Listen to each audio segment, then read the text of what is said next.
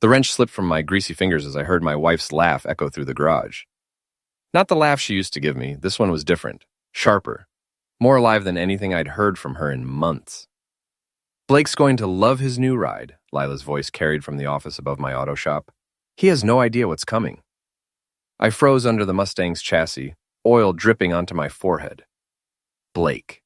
The name had been popping up in conversations for weeks now. Her personal trainer, she'd said, just helping her get back in shape after our daughter Emma left for college. My phone buzzed against my hip. Bank alert. Joint savings account withdrawal, $47,000. Available balance, $127. $47,000. Bone. I rolled out from under the car, wiping my hands on a rag that had seen better decades. The wooden stairs to our apartment above the garage creaked under my work boots as I climbed toward the sound of her voice. No, he'll never suspect anything, Lila was saying into her phone. Danny's too busy playing with his little cars to notice real life happening around him. Danny. She hadn't called me that since we were dating 20 years ago. Back when she thought my ambition to own the best auto shop on the Massachusetts coast was charming instead of pathetic. I stood in the doorway of our kitchen, watching her pace in her expensive yoga pants, the ones that cost more than most people's car payments. Her blonde hair was perfectly styled, even though she'd supposedly just come from the gym. Her makeup was flawless. I have to go, she whispered into the phone. He's here. She turned around and, for a split second, I saw something I hadn't seen in years, guilt. Then it vanished behind the mask she'd perfected, the one that said I was beneath her notice. How was work? She asked, not looking up from her phone. Interesting, I said, pulling out my own phone. Got a bank alert. 47 grand disappeared from our savings. You know anything about that? Her fingers stopped moving across her screen. I bought a car. I leaned against the doorframe. $47,000 car. It's an investment. Image matters in real estate, Danny. Something you'd understand if you cared about anything beyond this grease pit. 23 years of marriage, and she could still surprise me. Not with her cruelty. I'd grown used to that, but with her brazenness. That's our money, Lila. Emma's college fund, our retirement. She finally looked up, and her green eyes were cold as January ocean water. My name's on the account, too. I can spend it however I want. On your boyfriend's car? The words hung in the air, like exhaust fumes. She didn't deny it. Didn't even blink. Blake needed reliable transportation. His old car broke down, and he can't afford... So you bought him a car. With our money. With my money. She stood up, smoothing down her yoga pants. I'm the one bringing in real income around here. This place barely covers the mortgage. She wasn't wrong about that. The shop made enough to keep us afloat. But Lila's real estate commissions had always been our ticket to the middle class. Or what passed for middle class in our little coastal town where property values had gone insane and locals like me were slowly being priced out. Where's the car now? I asked. Blake's using it. He has clients to see. Clients? I nodded slowly. Is that what we're calling them? For the first time, real anger flashed across her face. Don't be disgusting, Danny. Blake is a professional fitness trainer. He's helping people transform their lives while you're down there playing with broken toys. Broken toys that pay for this apartment and your yoga pants. And apparently your boyfriend's transportation. She grabbed her purse, a Coach bag I'd bought her for Christmas 2 years ago when money was better. I'm going out. To see Blake? To see a client. Some of us have actual careers. The door slammed behind her, rattling the windows.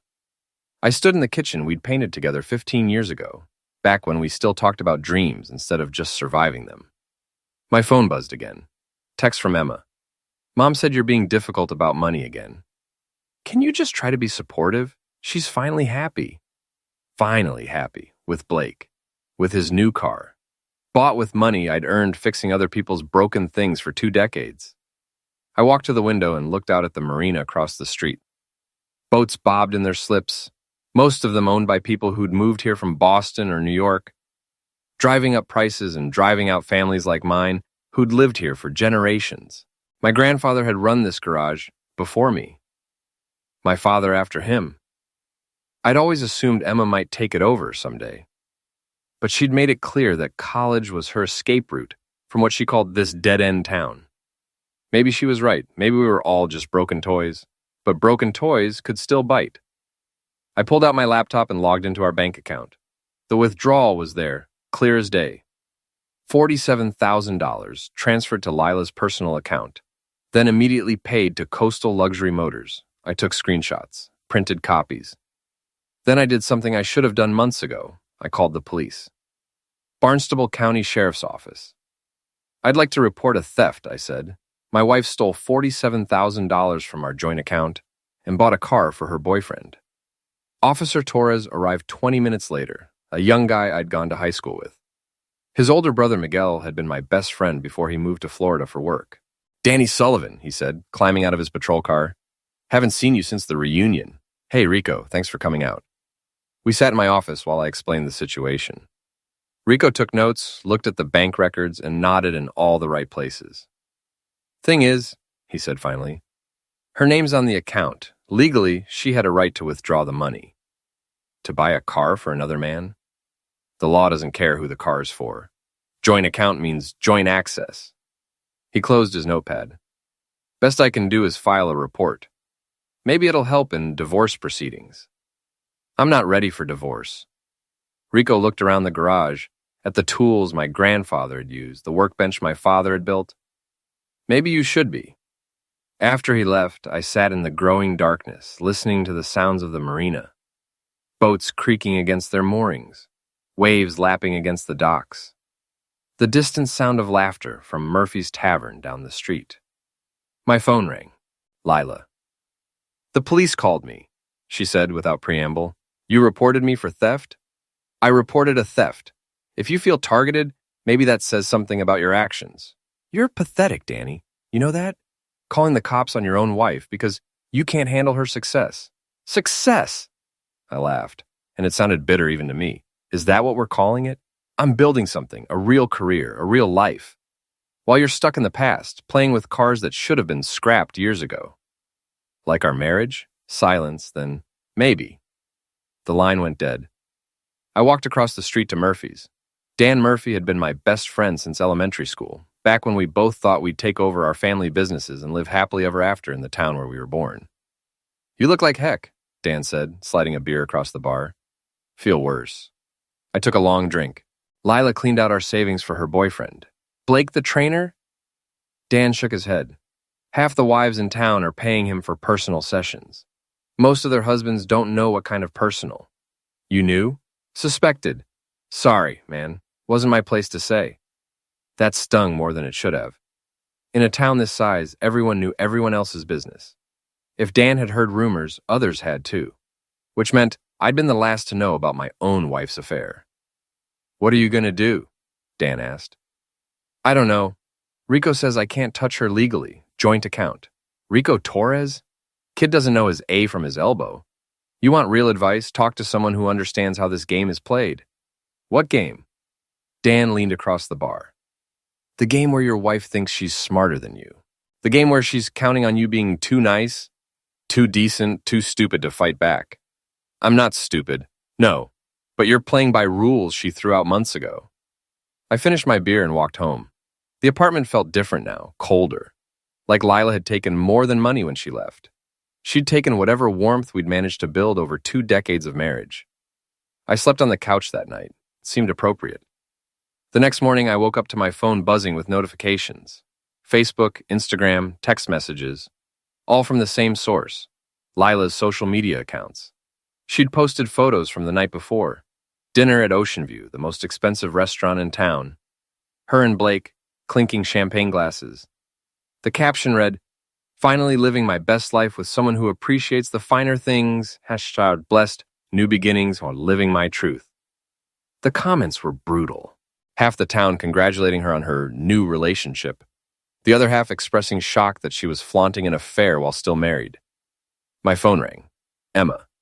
"Dad, what the heck is going on? Mom's posting pictures with some guy, and my friends are asking if you two are divorced." "We're not divorced, but you're separated. Your mother is making choices. I'm trying to figure out how to respond to them." "She said you called the police on her. Is that true?" I could hear the disappointment in her voice. At 19, Emma still believed in fairness, in doing the right thing. She hadn't learned yet that sometimes the right thing gets you nowhere. She took $47,000 from our savings and bought a car for her boyfriend. What would you have done? Silence. Then, I don't know, but calling the cops on your own wife seems pretty extreme. More extreme than stealing money to buy gifts for the man you're cheating with? Dad, I can't deal with this right now. I have finals next week. She hung up. My own daughter, choosing sides, and I wasn't winning. I opened the shop and tried to focus on work. Mrs. Patterson's Honda needed a transmission flush. Simple job. Mindless work that usually helped me think. But every time I looked up, I saw people walking past the garage windows, some of them glancing in with expressions I couldn't read. Pity, curiosity, amusement. By lunch, I'd had enough. I closed the shop and drove to Coastal Luxury Motors. The car was easy to spot. A bright red BMW convertible, parked in the customer lot with temporary tags. $47,000 of my life's work, sitting there like a monument to my wife's betrayal. I walked around it slowly, admiring the paint job, the leather interior, the premium sound system. Blake had good taste, expensive taste. I pulled out my phone and took pictures. The car, the license plate, the dealership paperwork visible through the windshield. Evidence for what? I wasn't sure yet, but evidence nonetheless. Can I help you? A salesman approached, young guy in a suit that cost more than most of my tools. Beautiful car, I said. BMW 330i. That's right, just sold it yesterday. Customer was very specific about what she wanted. She, blonde lady, said it was a gift for her trainer. He grinned. Must be some trainer. I drove home thinking about that grin, about Lila's Facebook posts, about Emma's disappointment, about Dan's advice to stop playing by rules that no longer applied. That night, I sat in my garage with a beer and my laptop, scrolling through social media posts about my disintegrating marriage. The comments ranged from supportive to savage, but they all had one thing in common. They were about me, my business, my reputation, my failure as a husband. Lila had turned our private pain into public entertainment.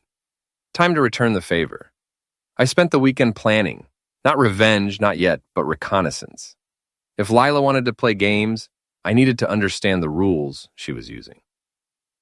Monday morning, I called in a favor from Tommy Reeves, a private investigator who'd grown up 3 streets over from me. We'd played Little League together, dated sisters in high school, served as each other's best man. Danny Sullivan, he said when I walked into his office. Heard you were having some domestic troubles.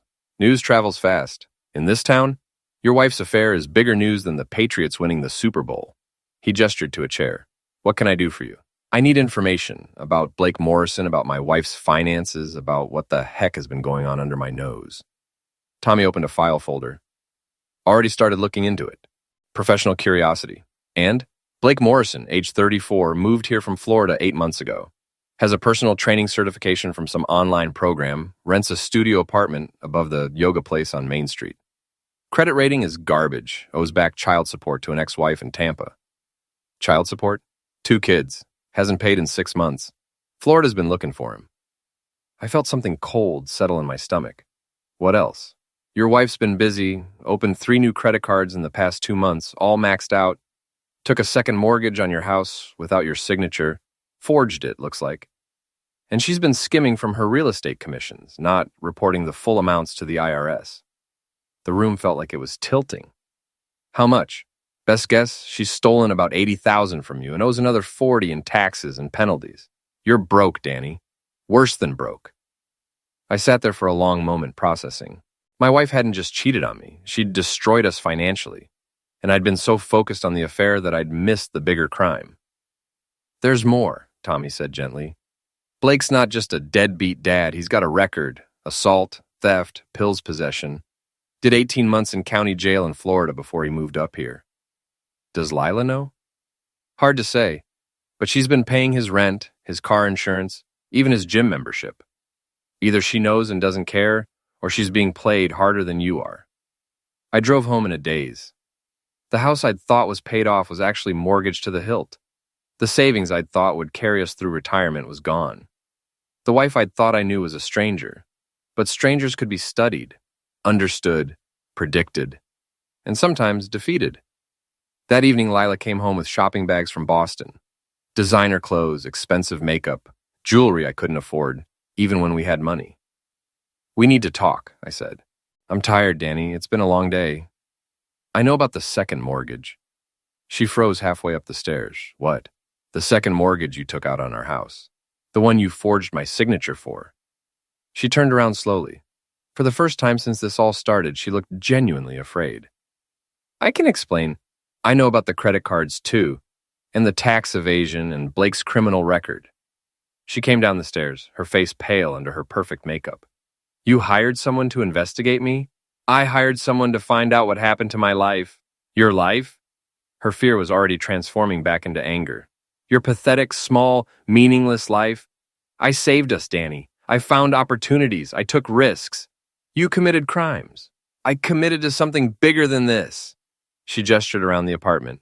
Bigger than your grandfather's tools and your father's workbench and your small-town dreams that were never going anywhere.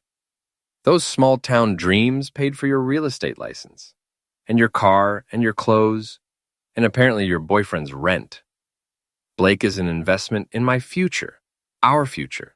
Blake is a felon who owes child support and has been living off your stolen money. She stared at me for a long moment. Then she laughed. You think you're so smart hiring your little detective friend, but you're still the same loser you've always been. The same man who's never been good enough for me.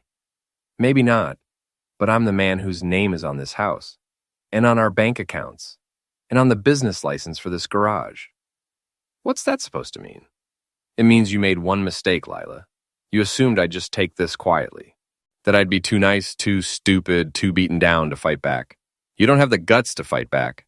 I smiled for the first time in weeks. We'll see. The next morning, I made 3 phone calls. First, to the bank, reporting the forged signature on the second mortgage. Second, to the IRS, reporting Lila's unreported income.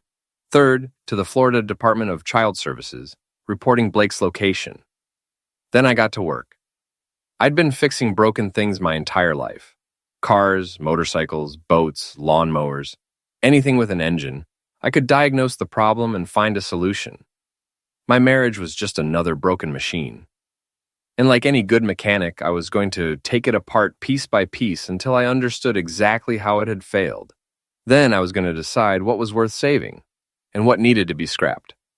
The first piece came loose that afternoon. Blake's BMW broke down on Route 6A right in front of the Dairy Queen. Funny thing about expensive cars, they need expensive maintenance. And if someone were to say, put sugar in the gas tank, or loosen a few key bolts, or disconnect some important wires, well, those expensive parts could fail in expensive ways. I got the call to tow it to my shop. Professional courtesy. I was the only mechanic in town certified to work on BMWs. Blake was waiting with the car, sweating in his designer workout clothes, looking nothing like the confident man from Lila's Facebook photos. You're Danny? He asked as I hooked up the tow chains. That's right, you're Blake. Look, man, I don't want any trouble. No trouble, I said, securing the BMW to my truck. Just doing my job. I towed the car to my garage and spent the evening taking it apart. Not to fix it, to understand it, to learn its weaknesses, to map every system and component and connection. By midnight, I knew that car better than Blake ever would, and I knew exactly how to make him wish he'd never heard of Lila Sullivan. Blake's car sat in my garage for 3 days while I diagnosed the problem. Each morning, he'd call asking for updates. Each afternoon, I'd give him bad news about parts that needed to be ordered, systems that needed to be rebuilt, costs that kept climbing. How much is this going to cost? He asked on Thursday, standing in my garage in his expensive sneakers, looking nervous. Hard to say. Could be 5,000, could be 10. These European cars, once one system fails, it tends to cascade. 10,000? His voice cracked. I don't have 10,000. Then you probably shouldn't have put sugar in the gas tank. He went very still. What? Sugar in the gas tank. Classic amateur move. Doesn't actually hurt the engine much, but it makes people think they're being clever. I looked up from his engine compartment. Of course, I also found some loose bolts, disconnected wires, that sort of thing. Almost like someone wanted this car to break down. You're crazy, maybe, but I'm the crazy person who knows how to fix your car. Or not fix it, depending on how our conversation goes. Blake looked around the garage, at the tools hanging on the walls, at the heavy equipment that could crush a man if it slipped. What do you want? Information about your relationship with my wife, about where my money went, about your plans for the future. I don't have to tell you anything. No, you don't. But then your car stays broken and Lila's going to start wondering why her investment isn't paying off. She might even start asking questions about your background, your criminal record, your kids in Florida. His face went pale. She doesn't know about that. She doesn't know about a lot of things. Yet. I pulled out my phone and showed him the photos Tommy had given me. Mugshots, court records, child support documents. Here's what's going to happen, I said. You're going to sit down and tell me exactly how this affair started, how much money Lila's given you, and what your long-term plans are. And in return, I'll fix your car and keep your secrets. And if I don't, then I send these photos to Lila, to her boss, to her friends, and to the Florida Department of Child Services. Your choice. Blake sat down on a milk crate and started talking. The affair had begun 4 months ago, not 8 like I'd suspected. Lila had approached him, not the other way around. She'd been planning to leave me for months, but needed time to secure her financial future. The money she'd stolen wasn't just for Blake. It was her escape fund. She's been planning this for over a year, Blake said. The affair, the money, everything. She said you were dead weight, holding her back from her real potential. And you were her ticket to something better? She said I was. But lately, and he trailed off, lately what? Lately she's been different. Colder. Like she's planning something else. Like what? I don't know. But she's been asking questions about my past, about my family, and she's been meeting with lawyers. That got my attention. What kind of lawyers? Divorce lawyers, but also other kinds. Criminal defense, bankruptcy, that sort of thing. I felt pieces clicking into place. Lila wasn't just leaving me. She was preparing for war, legal, financial, social war. And she was gathering ammunition. What did you tell her about your past? Nothing. I mean, I told her I had some trouble in Florida, but nothing specific. And she didn't press for details? Not until recently. Now she wants to know everything, names, dates, court records. She says it's because she cares about me, but you're not stupid enough to believe that. Blake shook his head. She's using me, I know that. But the money's good, and I figured I could ride it out until something better came along. Something better just came along, I said. You're going to help me. Help you what? Prove what she's been doing. The theft, the fraud, the tax evasion. In return, I'll give you enough money to disappear before the Florida authorities find you. Blake stared at me. You want me to betray her? She's already betraying you. I'm just offering you a chance to get out before she destroys you too. He thought about it for a long moment. Then he nodded. What do you need me to do? We spent the next hour planning. Blake would continue the affair, but now he'd be working for me, recording conversations, copying documents, gathering evidence of Lila's crimes. In return, I'd pay him $5,000 and fix his car for free. Why are you doing this? He asked as we shook hands. Because she made one mistake. She assumed I was too weak to fight back. And you're not? I looked around my garage at the business my family had built over 3 generations, at the life Lila was trying to steal from me. We'll find out. That evening, Lila came home excited about something. She was practically glowing as she poured herself a glass of wine and sat down at our kitchen table. Good day? I asked. Great day. I closed the Morrison property. 6% commission on a $1.2 million sale. Congratulations. It's just the beginning, Danny. I've got 3 more properties in the pipeline, all high-end. By Christmas, I'll have enough saved to make some major life changes. What kind of changes? She looked at me over her wine glass. The kind that will make both of us happier. Both of us? You'll understand eventually, when you're ready to let go of all this. She gestured around the apartment. When you're ready to admit that we've outgrown this life. What if I'm not ready? Then you'll get left behind. She went upstairs to shower, and I sat in the kitchen thinking about what Blake had told me. Lila wasn't just having an affair. She was orchestrating the complete destruction of our marriage, our finances, and my future. She was planning to take everything and leave me with nothing. But she'd made one crucial error. She'd assumed I would be a passive victim in my own destruction. My phone buzzed. Text from Blake. She wants to meet tomorrow night. Says she has something important to discuss. I texted back, record everything. The next evening, I waited in Murphy's Tavern while Blake met with my wife at Ocean View Restaurant. Dan poured me whiskey and tried to make conversation, but I was too focused on my phone, waiting for updates. At 9:30, Blake texted, "You need to hear this." At 10:15, He sent me an audio file. I put in my earbuds and listened to my wife's voice, clear and cold. Danny's becoming a problem. He hired a private investigator. He's asking too many questions. We need to accelerate our timeline. Blake's voice. What do you mean?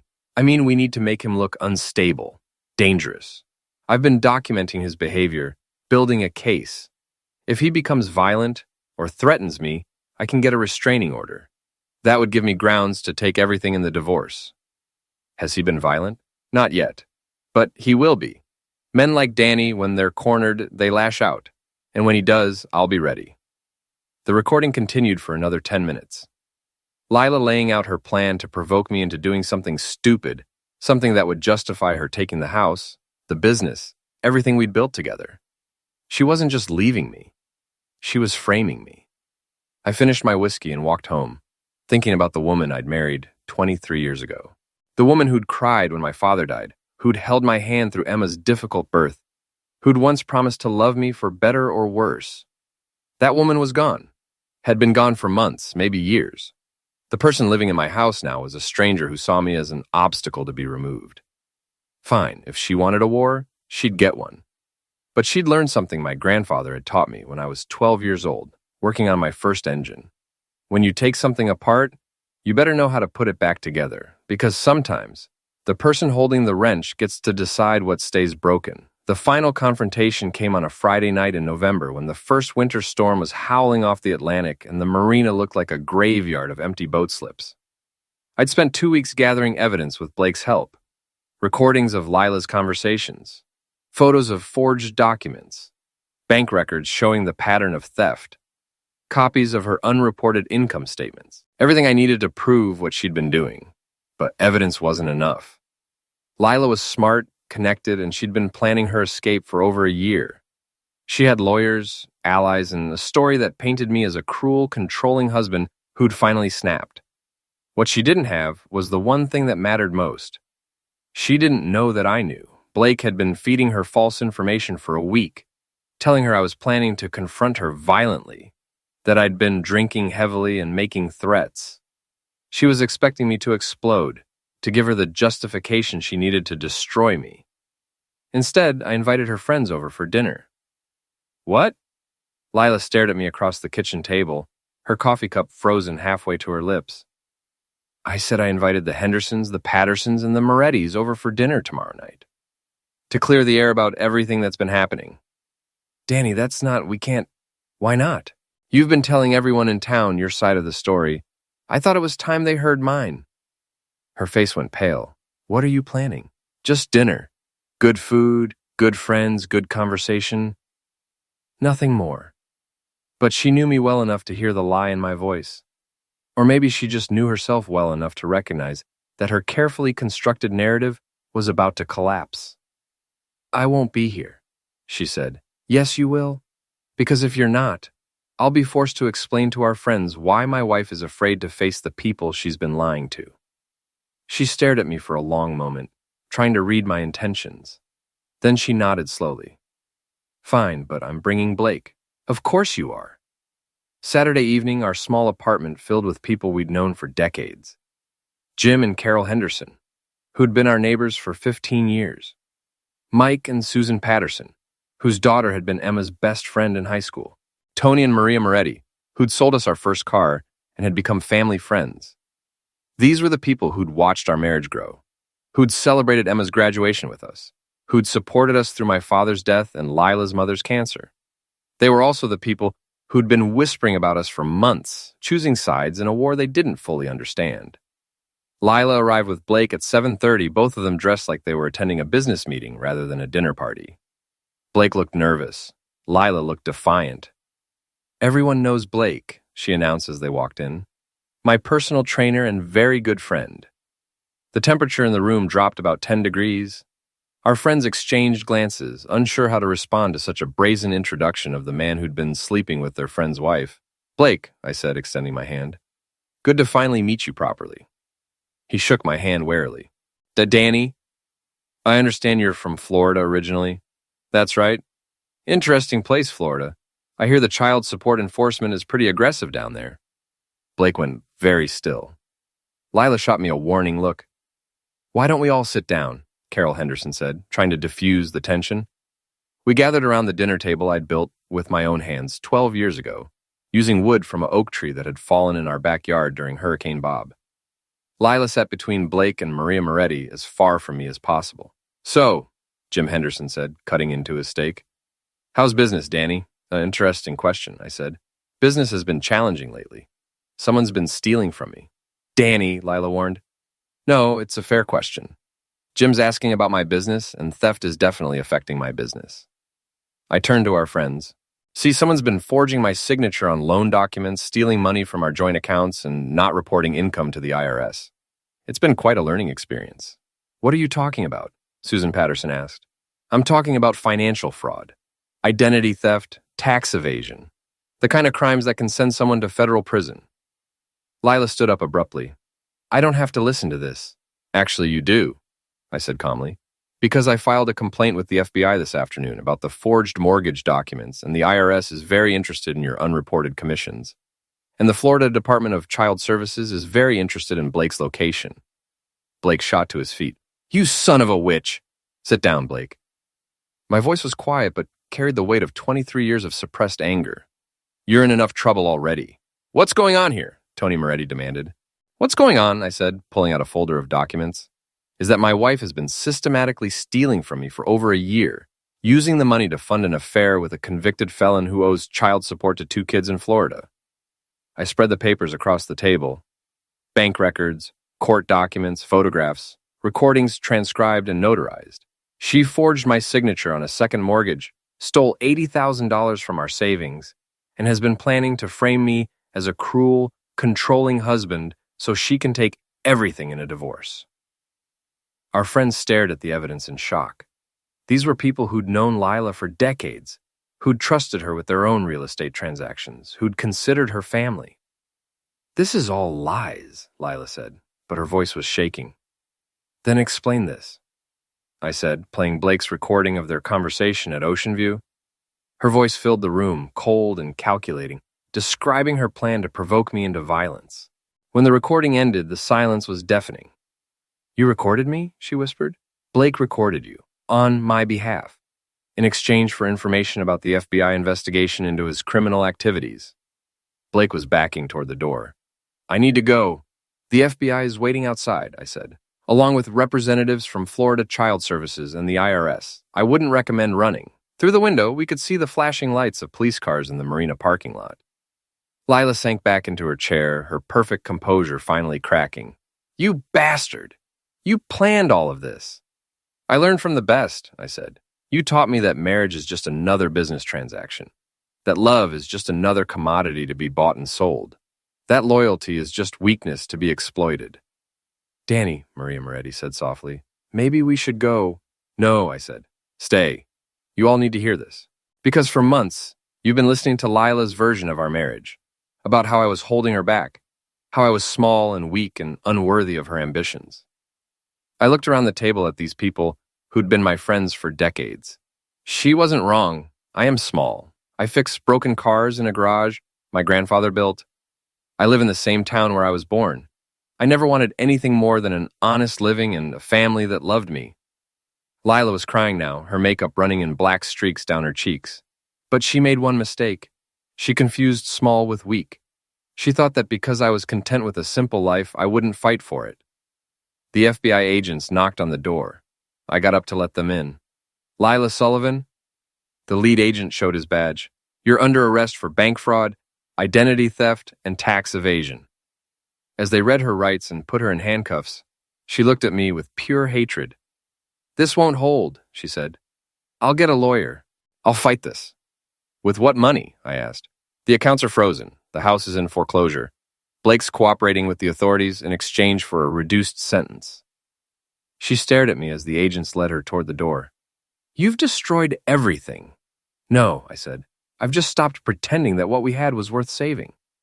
After they left, our friends sat in stunned silence around the dinner table. Finally, Jim Henderson spoke. "Jesus, Danny, how long have you known?" "About the affair, months. About the rest of it, 2 weeks. Why didn't you say something sooner?" "Because I kept hoping I was wrong. that the woman I married was still in there somewhere, just lost and confused and making bad choices. And now? I looked around the apartment that would soon be sold to pay our debts, at the life Lila and I had built and then destroyed together. Now I know better. The next morning, I got a call from Emma. She'd seen the news reports about her mother's arrest. Dad, what's going to happen now? I don't know, sweetheart. Your mother's going to need a good lawyer. You're going to need to decide how much of your college fund you want to spend on her defense. What about you? I'll be fine. I've got the garage. I've got my friends. I've got my health. That's more than a lot of people have. I'm sorry, Dad, for taking her side, for not seeing what was happening. You don't need to apologize for loving your mother. That's what daughters are supposed to do. Do you still love her? I thought about that for a long time. About the woman who'd shared my bed for 23 years, who'd given me a daughter, who'd once promised to grow old with me. I love who she used to be, I said finally, but that person's been gone for a long time. 6 months later, Lila was sentenced to 3 years in federal prison. Blake got 18 months and was ordered to pay back child support. The house was sold to cover our debts, and I moved into a small apartment above Murphy's Tavern. I kept the garage, though. Dan helped me restructure the business loans, and slowly, I started rebuilding. Emma came home for Christmas, and we had dinner at Murphy's, just the two of us, talking about her classes and her boyfriend and her plans for the future. She didn't mention her mother, and neither did I. Are you happy, Dad? She asked as we walked along the marina after dinner. I looked out at the boats covered in snow, at the town where I'd spent my entire life, at the garage where I'd go back to work on Monday morning. I'm content, I said. For now, that's enough. She hugged me tight. I love you, Dad. I love you too, sweetheart. Later that night, I sat in my small apartment, drinking a beer and listening to the wind off the ocean. My phone buzzed with a text from an unknown number. This is Lila. I get one phone call a week. I wanted you to know that I'm going to appeal the conviction. I'm going to get out, and when I do, I'm going to make you pay for what you did to me. I deleted the message without responding. Some machines, once they're broken, aren't worth fixing. You just scrap them for parts and move on to something that runs better. I finished my beer and went to bed, listening to the familiar sounds of the town where I was born, where I'd lived my entire life, where I planned to die someday. A small man in a small place, but finally truly free.